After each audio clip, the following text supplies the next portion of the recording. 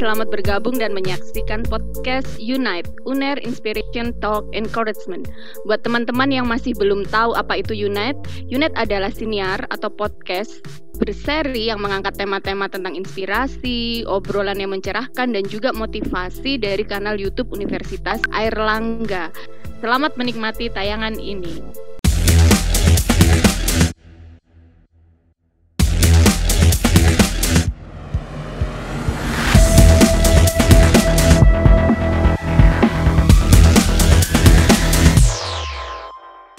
Hai guys, bagaimana kabarmu hari ini? Semoga tetap sehat dan bahagia ya. Oke, kali ini saya Marta Kurnia Kusuma Wardani akan menyapa kawan-kawan kesatria Airlangga melalui Unite, UNER Inspiration Talk Encouragement. Nah, topik kita kali ini cukup menarik, yaitu tentang inovasi, kolaborasi, dan disiplin diri. Nah, narasumber kita kali ini juga cukup menarik dan pastinya sudah tidak asing buat kawan-kawan sekalian. Beliau ini muda, berbakat, dan penuh inovasi. Siapa lagi kalau bukan Bapak Emil Dardak, Wakil Gubernur Jawa Timur. Selamat datang Bapak Emil. Gimana Pak kabarnya Pak? Baik, alhamdulillah. Ya tentunya masih ini ya, kita masih tengah berjuang dengan adanya pandemi COVID-19. Cukup menguras tenaga ya Pak. Ya tentunya buat semua, bukan hanya bagi kami tapi bagi semua masyarakat tentunya sedang prihatin Kak. Ya oke. Kita langsung saja ya Pak. Ini ada beberapa. Jadi kita ketahui bersama nih, Pak Emil kan menyelesaikan S1, S2, S3-nya tidak di Indonesia ya Pak ya. Dan bisa meraihnya di usia yang cukup muda nih. Nah, apa sih motivasi Bapak waktu itu ingin bersekolah di luar negeri dan langsung menyelesaikan dalam waktu singkat? Ya sebenarnya ini bagian dari perjalanan ya. Saya tidak pernah merasa bahwa pendidikan luar negeri itu superior daripada pendidikan di Indonesia. Tetapi bahwa menempuh pendidikan di luar negeri memberikan kita kekayaan perspektif itu sudah mutlak pasti. Karena kita akan berjuang merantau di negeri orang, jauh dari keluarga, dan tentunya statusnya sebagai pendatang gitu ya di sana. Bukan hanya pendatang, bukan hanya merantau dalam negeri, tapi luar negeri tentu banyak tantangannya. Masyarakat yang sangat berbeda, dan tentunya kita juga berharap kalau kebetulan saya memang di tempat yang bukan hanya dari Indonesia yang pendatangnya, tapi kan dari berbagai negara lain. Jadi bukan hanya kesempatan untuk menyelami pendidikan dan masyarakat di negara tersebut, tetapi juga diversity atau keanekaragaman yang ada dari berbagai pelajar atau dosen yang datang ke negara tersebut. Jadi itulah yang menjadi motivasi waktu itu, dan dimulai dengan saya mendapatkan beasiswa setelah memenangkan juara 1 kompetisi pelajar teladan se-DKI Jakarta. Kemudian itu menjadi aset untuk kami mendaftar gitu. Saya mendaftar ke beasiswa ASEAN Scholarship. Kemudian saya berkesempatan sekolah SMA di Singapura. Wow, menarik sekali nih. Gimana waktu bersekolah di sana itu memang ada kesulitan tersendiri ya enggak Pak untuk beradaptasi istilahnya kan? Ya berbagai macam hal ya. Satu tentunya bahasa ya, walaupun bisa bahasa Inggris, tapi kalau di akademik itu bahasa Inggris beda loh ya. Academic English sama conversation English beda gitu. Jargon-jargonnya beda, dan ya nggak gampang. Kita mungkin saat berangkat dari Indonesia ya dengan mungkin sudah punya titik zona nyaman sendiri, terus harus keluar dari zona nyaman itu, ketemu kompetitor dari berbagai negara. Waktu itu orang-orang Vietnam sama RRC itu luar biasa itu jeniusnya gitu ya, dan kita harus berkompetisi jauh dari keluarga, nggak punya teman-teman yang sudah bersama sampai menjelang SMA, kemudian kita harus jauh dan membangun pertemanan baru gitu. Jadi ini tentunya bukan sesuatu yang gampang bagi ABG waktu itu ya, usia ABG atau ABG atau remaja, dan Singapura itu amat sangat disiplin gitu. Jadi tentunya dan kita tahu hari ini Singapura adalah salah satu negara yang punya daya saing tertinggi di dunia gitu. Bahkan kampusnya sudah nyalip negara-negara maju seperti Australia dan Jepang, kampus di Singapura itu. Dan saya kebetulan dapat sekolahnya di Raffles Institution sekolah yang sudah berdiri dari tahun 1823, didirikan oleh Thomas Stamford Raffles yang pernah menjadi gubernur jenderal di Indonesia ya, di Hindia Belanda waktu itu kan, dan dia kemudian pindah ke Singapura, waktu itu masih Temasek Island. Nah, sekolah itu alma maternya Lee Kuan Yew, dan memang istilahnya siapapun yang secara akademik unggul itu bisa masuk ke kampus ke sekolah itu di Singapura. Jadi tentunya ada pressure yang luar biasa tinggi saat itu, ditambah kondisi personal. Tetapi ya nggak boleh menyerah ya, kita harus memaksimalkan kesempatan emas yang diperoleh. Ya, jadi setelah belajar itu kira-kira apa sih yang didapat nih dari Pak Emil? Wah, berarti harusnya perjuangan mungkin terutama untuk mahasiswa nih tentunya nih Pak Emil. Jadi sebagai seorang mahasiswa itu apa sih yang harus dilakukan nih untuk mencapai cita-citanya? Nah, itu kan saya masih di SMA waktu itu ya. Kemudian habis itu saya tadi kan disampaikan ada satu fokus terhadap usia saat saya menyelesaikan seluruh rangkaian pendidikan saya gitu. Itu memang by design. Saya memang sudah menetapkan target waktu itu. Jadi saat itu saya terinspirasi sebuah buku yang saya baca oleh seorang tokoh ekonom ternama di Indonesia, kebetulan ayahnya Pak Menteri Pertahanan sekarang, Pak Prabowo, yaitu Bapak Sumitro Joyohadikusumo.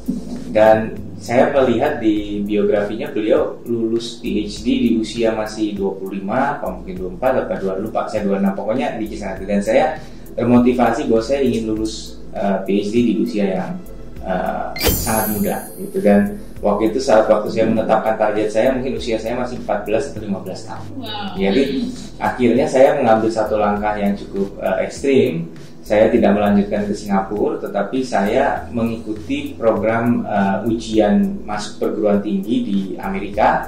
Tapi bukan ke Amerika, karena ujiannya diselenggarakan di berbagai negara. Karena kurikulumnya beda, saya harus ke perpustakaan umum di sana untuk meminjam buku-buku dan belajar sendiri, mempersiapkan untuk ujian gitu. Nah, waktu itu target saya memang pokoknya saya harus bisa mendapatkan kampus bisa segera mengambil fast track ya. Jadi harus memilih kampus yang juga sejalan lah dengan saya gitu. Karena saya ngitung kalau saya tetap di Singapura, saya harus tambah junior college 2 tahun lagi. Kemudian ada jeda 6 bulan sebelum masuk universitas, nggak mungkin tercapai target saya. Maka saya pindah ke sistem pendidikan Amerika dan Australia. Nah, di Amerika namun demikian itu kan baru bisa mulai di bulan-bulan September, Oktober atau musim gugur mereka. Hanya 1 kali penerimaan dalam setahun. Maka Australia memungkinkan diterima di bulan-bulan Februari, Maret. Sedangkan saya ujian akhir waktu itu Desember. Jadi itu yang saya lakukan, dan dari situ terus gitu saya kemudian memastikan memaksimalkan bobot SKS yang saya ambil tiap semester, dan akhirnya bisa masuk S2 di usia 19 dan lulus S3 ujiannya saya dinyatakan lulus di usia 22 tahun. Ya, jadi memang tidak asal sekolah ya, tapi memang harus didesain sejak awal ya Pak Emil. Ya, jadi saya makanya tidak bisa mengambil pasca sarjana di Inggris atau di Amerika saat itu, karena mereka mulainya pasti di bulan September juga. Jadi akhirnya saya ngambil yang bisa masuk di awal tahun, selesai dalam waktu 3 tahun, kemudian saya langsung bisa diterima di Jepang di awal tahun juga gitu. Nah, makanya kan untuk memenuhi rasa penasaran saya juga ingin merasakan sekolah di Inggris misalnya gitu ya, lagi gitu untuk S2-nya, maka saya kemudian sekolah lagi, sudah punya S3 tapi saya sekolah lagi ambil S2 di Business School di University of Oxford gitu. Nah, karena saya ingin tentunya Oxford sebagai kampusnya Perdana Menteri di Inggris, saya pengen tahu gitu, sebagai salah satu kampus tertua di dunia yang reputasinya juga salah satu universitas terbaik di dunia, saya pengen tahu gitu bagaimana pendidikan di sana dan membangun jaringan, membangun network. Nah, saya juga penasaran di Amerika ada Harvard, ada MIT, dan alhamdulillah ini bahkan setelah jadi bupati itu dikasih rezeki sama Allah, saya dipilih menjadi salah satu dari 40 kepala daerah di dunia yang dipilih oleh Michael Bloomberg, salah satu billionaire media di Amerika, dan Harvard University untuk ikut fellowship, kayak program fellowship untuk kepemimpinan daerah. Kebetulan saya waktu itu tanya siapa saja yang mewakili Indonesia. Loh, nggak ada yang mewakili Asia, bahkan cuma Anda gitu. Jadi mereka melakukan research untuk mencari siapa yang bisa, dan 30 dipilih dari Amerika, wali kota Miami, wali kota Seattle gitu ya. Kemudian dari State of New York dan lain sebagainya. Kemudian dari negara luar mereka ambil dari Inggris, mereka ambil dari Afrika satu, Asia satu, dari Latin Amerika Sao Paulo ya. Kemudian dari Quito, Ekuador gitu. Dan saya kaget kok saya Trenggalek gitu loh. Ya kan, kok bisa Trenggalek gitu yang masuk kan biasanya diambil kan Surabaya, Jakarta kan gitu ya, kok Trenggalek gitu ternyata. Dan untuk ikut diseleksi lagi kita harus mengirimkan essay, di interview gitu. Dan tapi waktu berangkat saya kebetulan baru juga terpilih jadi wagub, jadi hampir nggak bisa karena loh ini untuk city leader. Cuman saya bilang tenang Pak, saya walaupun sudah terpilih masih lama saya jabat di Trenggalek gitu, karena kan Pak Dekarwo dan Bu Sipul masih bertugas setelah pilkada kan. Gitu. Jadi, nah itu kesempatan saya merasakan gimana yang namanya belajar di Harvard sebagai fellow, academic fellow ya. Gitu. Jadi statusnya namanya saya juga dianggap alumnus lah dari Harvard, dari program fellowship tersebut. Wow, mantap ini namanya. Oke, nah kita semua juga tahu nih, Pak Emil kan background pendidikannya mostly ekonomi nih. Ya, bisa dibilang begitu, ekonomi. Terus kenapa nih mendadak memutuskan masuk politik nih? Mendadak atau mungkin juga masuk desain nih? Desain. Nah, itu nggak by design.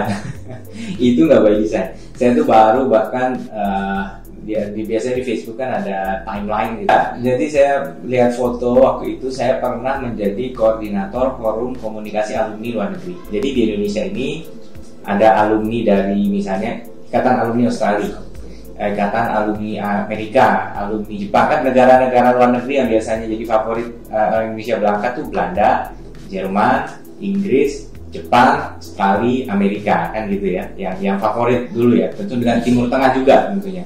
Tapi saat itu katakanlah untuk di luar pendidikan keagamaan itu yang biasanya dicari gitu. Walaupun sekarang katanya di Timur Tengah juga banyak universitas multidisiplin yang bagus-bagus. Nah, waktu itu saya sebagai vokal punya obsesi gitu, bisa mengumpulkan seluruh tokoh-tokoh, karena waktu itu kebetulan ketuanya Jerman itu Pak Ilham Habibie, ketua Jepang Pak Rahmat Gobel, dan dengan perjuangan waktu itu saya sebagai koordinator bisa mengumpulkan mereka semua di satu forum. Jadi itu yang saya lakukan sebelum masuk politik gitu. Saya memang sudah aktif berorganisasi, saya aktif di Kadin sebagai timnya Pak Rahmat Gobel juga gitu ya, dan kita kemudian waktu itu nggak ada bayangan bahwa saya akan masuk politik. Saya berkarir di World Bank, kemudian pernah jadi pelaksana tugas direktur utama Bank Infrastruktur ya, dan kemudian menjadi salah satu chief di perusahaan lembaga keuangan di bidang penjaminan infrastruktur gitu. Jadi nggak kepikiran bahwa saya akan masuk politik. Namun demikian di tahun 2015 ternyata ada sebuah dorongan bagi mereka yang tidak menekuni politik sebelumnya untuk berpartisipasi sebagai calon kepala daerah gitu. Ini muncul trennya dengan Pak Ridwan Kamil yang jadi wali kota Bandung, yang jelas-jelas dia arsitek gitu. Kang Dani Pomanto yang jadi wali kota Makassar, Kang Bima Arya walaupun kadang di politik tapi lebih dikenal sebagai akademisi, doktor lulusan dari Canberra ya, dan dia jadi wali kota Bogor gitu. Jadi itu figur-figurnya gitu. Biasanya yang jadi kepala daerah itu kan ya birokrat atau politisi ya. Nah, inilah yang kemudian akhirnya saya dikontak oleh waktu itu ada beberapa daerah yang istilahnya membuka bahkan mengajak lah gitu untuk saya mempertimbangkan maju gitu. Tapi akhirnya ternyata panggilan terkuat ya itu datang dari kampung halaman saya, yaitu Trenggalek gitu. Jadi akhirnya kemudian saya pertama mikir gitu, kalau saya jadi bupati saya bisa berbuat apa untuk Trenggalek gitu. Saya ini kan lebih banyak ngurusin pembiayaan untuk proyek yang nilainya triliunan ya, seperti pembangkit listrik, jalan tol ya, dan telekomunikasi. Waktu itu saya juga di tengah sedang mendorong bersama mantan Menkominfo saat itu Pak Rudiantara Palaparing di wilayah timur. Jadi itu yang membuka akses broadband di wilayah timur Indonesia menggunakan skema pembiayaan public-private partnership. Jadi itu, terus saya di Trenggalek mau ngerjain apa begitu. Jadi saya takutnya saya justru nggak bisa memberi nilai tambah yang baik gitu ke Trenggalek. Tapi setelah saya cermati lagi, loh ternyata Trenggalek itu lokasinya ada di pesisir selatan. Saya buka-buka tulisan saya tahun 2012, saya pernah nulis tentang pengembangan koridor selatan dari Jogja sampai ke Malang melalui daerah pesisir. Oh iya ya, ini masih nyambung sama riset PhD saya dulu mengenai pengembangan desa menggunakan aglomerasi. Masih nyambung loh. Kalau akhirnya saya termotivasi bahwa iya kalau gitu mungkin ini memang sudah jalannya, tapi yang saya korbankan banyak karena bagi orang yang sudah lama berkarir ya di jalur profesional, masuk politik itu akan membuat kita dapat cap gitu, cap yang susah hilang ya. Iya gitu, waktu itu tuh pandangannya masuk politik tuh ada capnya tuh, capnya stempelnya nggak bisa hilang, sehingga katakanlah saya nggak berhasil balik lagi ke profesional, tidak semudah itu untuk masuk. Nah kemudian tapi saya harus mundur dari jabatan yang saya baru dapat promosi lah gitu, kira-kira mungkin belum ada setahun lah saya dapat promosi apa setahun setengah gitu ya, dan meninggalkan semua kenyamanan. Saya baru menikah, anak baru lahir ya, baru umur berapa bulan, baru ada rumah di Jakarta yang dirintis bareng sama keluarga kecil saya gitu kan. Terus saya harus hijrah lah, harus ke Trenggalek ya, mundur, nggak ada income karena nggak kerja, nggak ada income kan, dan bahkan harus mantap nih makan tabungan untuk modalin kampanye ya kan. Tapi kemudian ya untungnya keluarga kecil saya, istri saya mensupport gitu, mengatakan bahwa di usia muda justru kalau memang kamu merasa mampu ya sudah lakukan gitu. Cuma mungkin dia ngomong, tapi kalau nggak berhasil siap ya udah kita balik lagi ya gitu.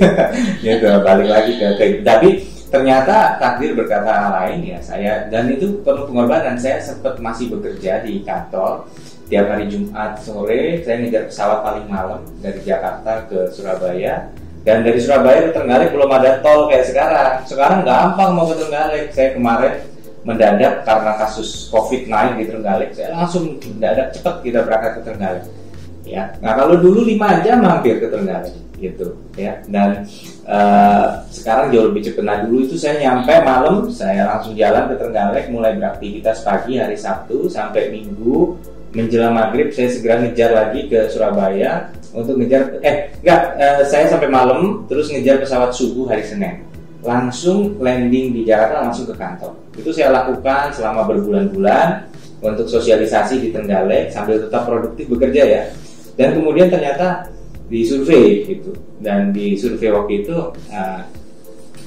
saya pikir tadinya intinya di politik kan kadang geeran juga ya gitu, orang pasti ngomongnya manis-manis nih buat teman-teman mahasiswa. Kalau di politik pasti manis-manis lah ngomongnya, wah Anda ini sangat didambakan, Anda pasti menang, wah mutlak nggak ada lawannya gitu. Jadi saya juga ada satu sisi waktu disurvei oleh Kang Burhanuddin Muhtadi ya, yang cukup terkenal kan ya survei itu, saya mikir ya pokoknya saya pengen tahu nih apakah saya betul punya peluang atau enggak. Dan bayangan saya hasilnya hanya akan ada 2. Hasilnya adalah saya mutlak akan menang ya, atau benar-benar hopeless. Kalau hopeless saya akan ngomong kepada tokoh-tokoh yang ngajak saya, udahlah realistis aja nih gitu kan, nih lo survei ya, karena saya ada satu sisi saya juga bahwa ini loh yang saya pertaruhkan masa depan saya gitu. Jadi tentunya kita harus juga pakai calculated risk, jangan nekat-nekat aja gitu.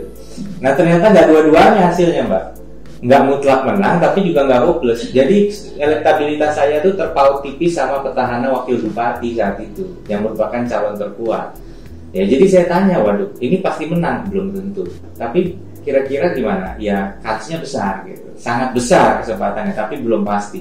Dan di situ saya harus benar-benar mengambil satu keberanian gitu, bahwa saya maju dalam sebuah pertarungan yang saya belum pasti menang gitu.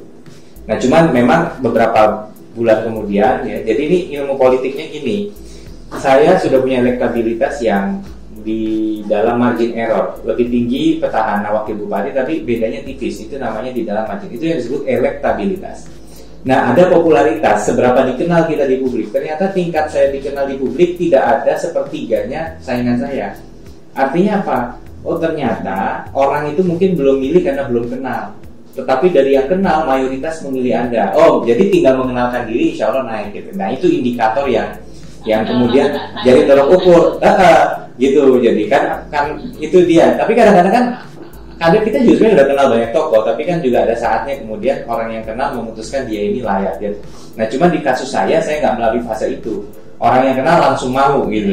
Ya mungkin ada unsur baru juga, Trenggalek pengen wajah baru, pengen nyoba gimana ya kalau kita ngambil orang yang berbeda sekali latar belakangnya untuk mimpin Trenggalek waktu itu. Jadi ya setelah Pak Jokowi masuk sebagai gubernur DKI kan dari wali kota, banyak orang pengen gitu ada atensi baru terhadap jabatan-jabatan bupati wali kota ini gitu, bahwa ini adalah kesempatan untuk menarik talenta seluas-luasnya.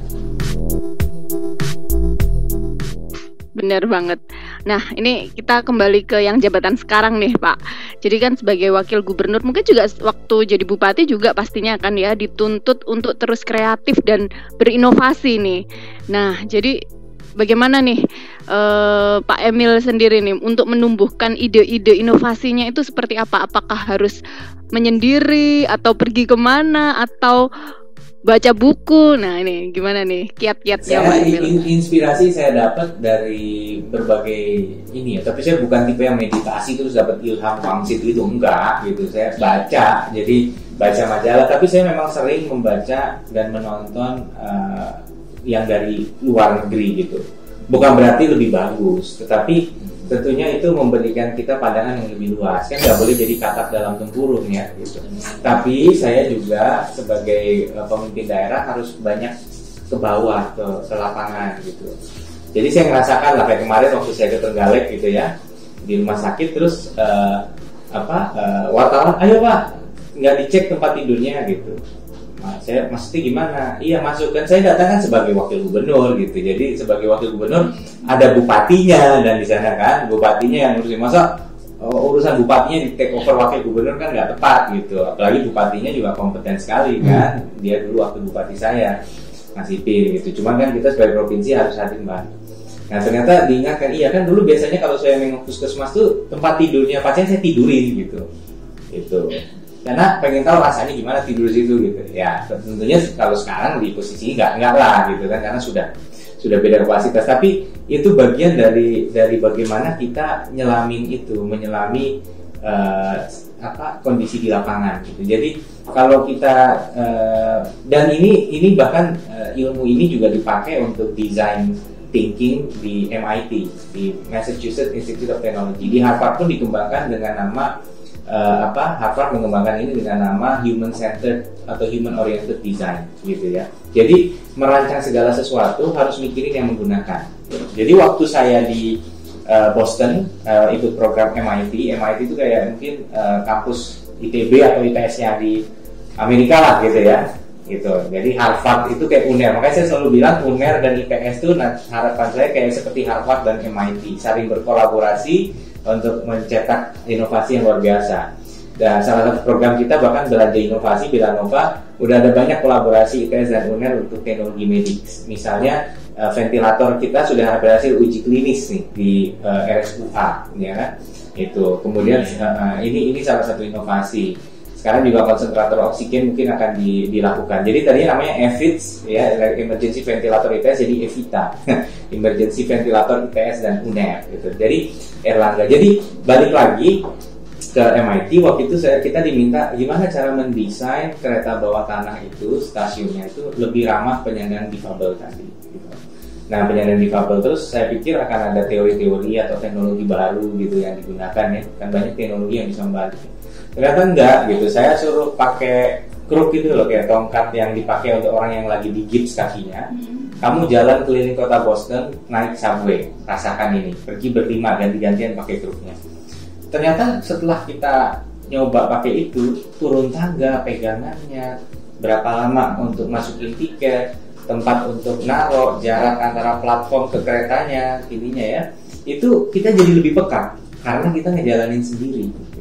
Nah, jadi kepekaan itu muncul pada saat kita merasakan sendiri. Nah, inilah sebabnya gitu. Saya semua program-program pemerintah, misalnya kan sekarang pemerintah hobinya ngeluncurin apps, benar nggak? Dikit-dikit apps. Saya sih gampang aja. Saya buka di App Store nih, kalau udah dibanggakan gitu. Saya buka di App Store lah 2 bulan 3 bulan kemudian, lihat berapa yang download. Kalau yang download masih dikit ya artinya belum bermanfaat gitu nggak masalah. Kedua saya coba gitu. Makanya ada aplikasi Opopmart misalnya, One Pesantren One Product gitu. Saya coba belanja sendiri, gimana caranya. Maka saya bisa bilang ini loh susah transfernya atau apa. Dan saya baru ketemu, oh ternyata mau beli keripik 1 biji aja ongkos kirimnya bisa 2 kali lipat karena sourcingnya langsung dari Probolinggo misalnya. Harusnya barang itu ada gudangnya yang deket sini gitu misalnya kalau memang ngincer pasar Surabaya. Nah inilah yang bisa dilakukan gitu, termasuk sekarang lagi gencar di COVID ini kan aplikasi Silacak gitu kan gitu, Silacak. Nah kalau saya minta password sama username, dari situ saya bisa tahu gitu. Makanya kemarin komunikasi sama Bukadinkes Surabaya, Bukadinkes ini kok datanya Surabaya kecil. Oh iya Pak, ini karena memang kita sudah tracing banyak tapi relawan entry-nya nggak ada gitu. Saya kontak Pak Pangdam juga. Pak Pangdam ini situasi di Surabaya. Kemudian tadi pagi baru di WA tadi subuh sama Bu Penny, Bu Kadinkes. Alhamdulillah Pak, ini sudah 11,5 sekarang rasionya, 1:11,5. Jadi menurut saya ini kalau kita mau punya inspirasi, cari. Saya suka baca, makanya saya langganan majalah Nikkei, kemudian kadang baca Economist, baca media-media asing. Satu, karena media itu juga memilih apa yang ditampilkan, punya editorial yang ketat gitu ya. Kemudian saya suka nonton YouTube-nya yang saya tontonin, jadi YouTube misalnya tentang video yang informatif gitu.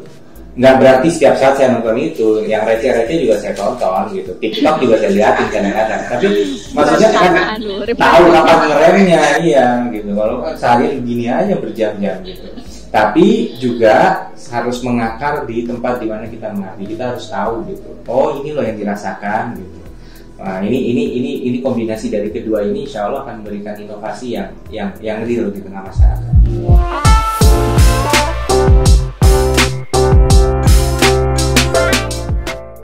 Pak Emil, ini ada game nih buat Pak Emil nih. Jadi kita nanti akan berikan tampilkan gambar. Kemudian Pak Emil cukup 1 kata menggambarkan foto atau gambar yang ditampilkan. Siap Pak Emil? Insya Allah. Yuk. Yang pertama. Nah, bahagia. Definisi kebahagiaan. Bahagia. Oke, yang kedua. Pemimpin itu banyak maknanya. Walaupun kalau hari-hari gini bahasa Jawa ini mesak nih, karena mesak nih karena bayangin jadi pemimpin sekarang susah Mbak. Jadi gini, ngelakuin apa aja salah. Ingat ya tahun lalu. Benar. Iya tahun lalu sebelum gambar ketiga ya. Tahun lalu tuh saya bilang gitu kemana-mana. Jadi kan baru-baru ini rame nih kan Jawa Timur manipulasi data sampai masuk cover majalah kan, terus dibahas di mana-mana gitu kan. Angka kematian gitu. Nggak taunya udah Jawa Timur diajar habis babak belur gitu kan, ya. Nggak taunya sekarang pemerintah pusat ngumumin kita tidak lagi menggunakan data kematian sebagai indikator karena di mana-mana juga kacau katanya datanya. Lah gimana yang udah digebukin kita? Ya. Iya dan begini katanya angka kematian jadi kecil padahal kita apa adanya kan, apa yang kita dapat dari, makanya saya kontak Kang Eri kan, Kang Wali Kota. Ini Kang Eri bilang pemakaman prokesnya banyak, tapi kan kita nerima data sesuai data laporannya Kang Eri. Lah betul, yang meninggal udah terbukti COVID memang cuma sekian gitu. Tapi yang pemakaman prokes sekian. Lah terus kan data kita pakai SOP, data nggak seenak-enak kita, seenak jidat kita aja kan. Kita ambil data itu, jadi data yang dilaporin kita publish gitu. Nah udah gitu Gubernur bilang ini loh datanya nih, sekian daerah ya, Jawa Timur yang konsisten, apa yang dilaporin yang dari reporting segitu gitu kan. Daerah-daerah lain kan justru laporan dari bawah sekian, dari sekian yang di provinsi direkap sekian gitu. Nah udah gitu di satu acara kemudian yang nerbitin tabelnya itu kan non pemerintah gitu. Iya memang betul, tapi itu artinya yang daerah kabupaten kota sama gubernurnya kompak. Nah, kecil lah gimana? Tiba-tiba sekarang dianggap kompak mengecilkan. Nah, saya jadi inget tahun lalu Bu Gubernur juga dihajar karena katanya kita membesar-besarkan angka kematian dan COVID di Surabaya. Ingat kan? Gitu. Jadi pesannya itu artinya bahwa sangat rawan gitu. Ada ambivalen atau bahkan inkonsistensi gitu dalam. Nah, ini juga terjadi karena di tengah suasana masyarakat yang terbelah saat ini, jadi ada polarisasi yang merasa COVID itu sangat dangerous dan harus disikapi dengan ekstra ketat itu sama banyaknya dan banyak dengan yang menganggap COVID itu memang oke ada tapi nggak usah lebay. Jangan lebay lah, jangan dikit-dikit nggak boleh. Ini sama banyaknya gitu. Nah sehingga kalau kita komentar yang lagi ke sini, yang ini nggak hajar. Dan lucunya yang di sini yang happy diem. Nah, jadi kesannya ini doang yang kedengeran. Begitu kita komen yang ke sini, yang ini ngamuk. Gitu. Jadi misalnya saya bilang, kita tidak akan menahan bantuan bagi orang yang belum bersedia divaksinasi. Itu keputusan dari atas, tapi saya pastikan supaya clear kan gitu. Begitu saya mengumumkan, yang menghajar bilang saya ini taat konstituen bukan konstitusi, gitu kan. Tapi seandainya waktu itu saya ngomong, pokoknya kalau mau divaksin, Anda nggak dikasih bantuan gitu. Nanti ada yang bilang loh, vaksin itu kan banyak komplikasinya. Kalau sugestinya jelek, divaksin bisa sakit. Ini ada kasus gini kan. Pasti ada yang ngehajar. Yang happy diem, yang nggak senang pasti teriak gitu. Ya itu situasi hari ini. Iya. Yang terakhir nih, gambar yang terakhir. Pahlawan kita. Alhamdulillah. Saya dari nakes soalnya juga Pak. Oh iya. Aduh, berjuang di frontliner itu juga butuh ini. Sudah di booster dengan Moderna. Sudah merasakan Moderna am. Sudah meriang. Iya, bener-bener kayak viral ini infection gitu. Iya di simulasi ya, ini loh rasanya. Tapi ini masih mending dari yang sebenarnya karena kan dia menggunakan teknologi messenger RNA ya gitu. Kemudian dia memberikan simulasi terhadap gimana kalau ini kan virus ya. Infeksi virus. Mudah-mudahan antibodinya makin kuat karena saya dengar yang mRNA basis ini itu memang bisa terpapar virus, tapi hospitalization rate-nya rendah sekali. Apalagi death. Fatality rate-nya mungkin juga cukup rendah. Bukan hanya fatality, morbidity-nya juga katanya. Iya. Jadi nggak sampai harus diopnam kalau kena gitu. Ya mudah-mudahan Mbak Marta sehat terus. Amin. Saya tiap hari masih berkeliaran di rumah sakit.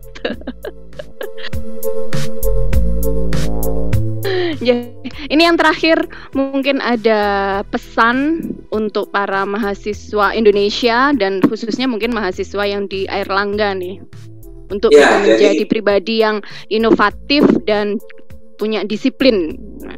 Ya, tentunya mahasiswa itu kalau di Jawa Timur angkanya kurang lebih 30% saja lulusan SMA dan SMK yang melanjutkan ke perguruan tinggi. Jadi sangat sedikit ya. Dan nggak semua punya kesempatan untuk kuliah, jadi harus disyukuri itu. Ya. Ini bagi yang punya orang tua dan orang tuanya mampu juga harus bersyukur dan juga jangan buat orang tuanya kemudian sedih dengan tidak memberikan maksimal gitu. Tapi tantangan kita sekarang ijazah bukan jaminan, ya kecuali profesi kayak Mbak Marta mungkin lebih jelas ya karena nakes gitu. Tapi kan banyak sekali yang ngambil jurusan. Saya semalam tuh ada satu creative house yang diskusi sama saya lihat CV-nya ada yang lulusan hubungan internasional, ada yang lulusan hukum, tapi mereka sedang mendalami creative arts, mendalami apa, dan nggak ada yang salah dengan itu. Jadi hari ini memang pendidikan di kampus itu bukan hanya ngejar ijazah, tapi mematangkan diri kita, pola berpikir gitu. Makanya kalau di luar negeri itu ada namanya liberal arts college gitu, yang dilatih itu pola pikir. Jadi kalau jadi anak UNER tapi nggak dengerin podcast Unite misalnya, nggak lengkap hidupnya, ya kan? Karena kan sebenarnya ini kesempatan jadi mahasiswa kampus itu kan adalah merasakan gitu kehidupannya dan punya afiliasi gitu. Akan beda gitu ngomongin saya ngomong di acara lain dengan ngomong khusus untuk Sivitas Akademika UNER, karena saya akan meng-cater omongan saya kepada UNER. Nah, khusus UNER sendiri, one of the best university di Indonesia, ya tentunya ada tantangan lebih gitu. Harus ada excellence yang tinggi. Makanya saya sama Pak Dekan Visip sama Dekan FE ini kerjasama, ada beberapa mahasiswa yang direkomend kita akan bikin tim perumus kebijakan sosial ekonomi misalnya gitu. Tapi sekarang mereka belum mulai, tapi udah saya jujurin banyak materi dari BPS, dari mana gitu, pengen lihat gimana mereka mendalaminya. Nah, kita berharap betul bahwa mahasiswa itu, sekali lagi, ijazah bukan jaminan, tetapi tanpa ijazah tentu akan lebih sulit. Ya, jadi ya akan lebih sulit. Beda dengan profesi dokter, mungkin ya jelas gitu ya, dokter, nakes, apapun itu mungkin memang udah jelas orang ngambil itu yakin akan di situ gitu, yakin akan di profesi itu gitu, terus. Tapi ada profesi yang memang ilmu itu kita ambil untuk membangun kerangka berpikir. Nah, kerangka berpikir ini akan terasa kalau kita ngambil kehidupan kampus secara holistik. Jadi jangan kupu-kupu, kuliah pulang gitu ya. Gitu. Jadi maksimalkan itu. Makanya pengalaman yang saya dapat di Harvard salah satunya, yang berharga di kelas itu bukan hanya profesornya, tapi koleganya, diskusinya itu menjadi penting. Jadi dia case study-nya Harvard itu kan selalu didesain untuk menstimulasi pola berpikir anak-anak yang juga terpilih dari latar belakang yang berbeda dengan intelektualitas yang tinggi. Mereka saling berdiskusi. Nah, jadi kelas itu bukan menjadi tempat pemberian ilmu pengetahuan, tapi knowledge creation, menciptakan sebuah ilmu pengetahuan. Nah, inilah kampus harus menjadi knowledge creation, bukan knowledge dissemination saja. Apalagi UNER harus bisa demikian. Oke, mantap ini. Thank you banget nih Pak Emil untuk sharingnya hari ini. Semoga kedatangan Pak Emil Dardak kali ini di Unite UNER Inspiration Talk Encouragement akan sangat membawa banyak manfaat buat kita semua ya. Dan tetap ingat, karena kita masih di masa pandemi, tetap protokol kesehatan dijaga buat kalian semua teman-teman. Terima kasih. Masih Pak Emil. Waalaikumsalam. Sehat selalu. Demikian Unite kali ini. Terima kasih telah banyak menonton episode bersama Bapak Emil Dardak, Wakil Gubernur Provinsi Jawa Timur. Semoga kita tetap sehat dan bahagia. Sampai ketemu lain waktu.